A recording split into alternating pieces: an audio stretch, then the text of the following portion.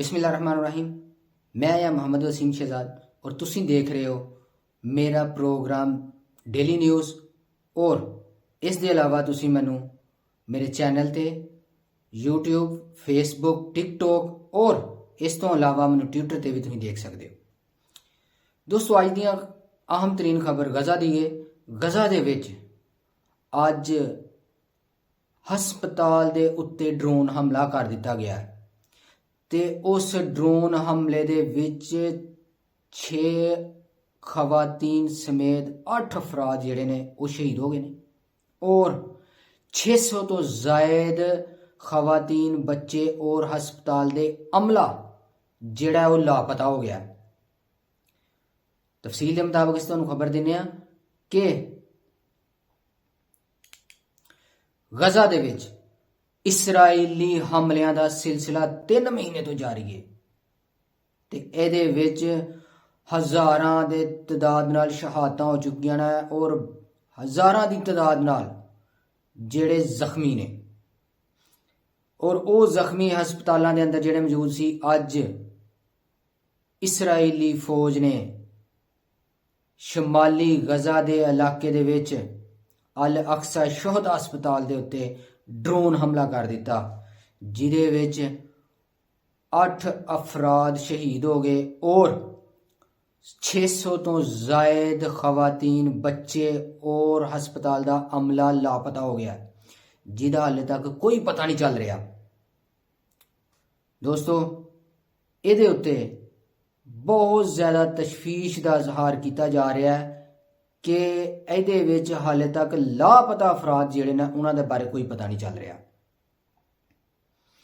ये हमले हुण बहुत ज़्यादा मजूर अफराद भी होना शुरू हो गए ने, जिदे विच इकवामे मुतहिदा दी एक तंजीम यूनिसेफ ने एक बयान दिता है, जिदे विच उन्हें आख्या कि गज़ा दे अंदर रोजाना दे 10 बच्चे जिहड़े ने वो मजूर होना शुरू हो गए ने, अपने अज़ा तो मरहूम होना शुरू हो गए ने।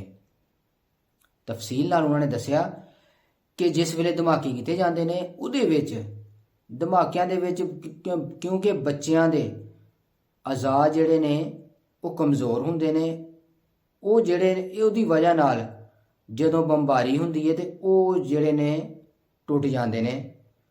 उन्हां तो ज़्यादातर बच्चे हुण तक 1000 तो ज़्यादा बच्चे जिहड़े ने वो एक लत्त तो या दोवां लत्तां तो मजूर हो चुके ने।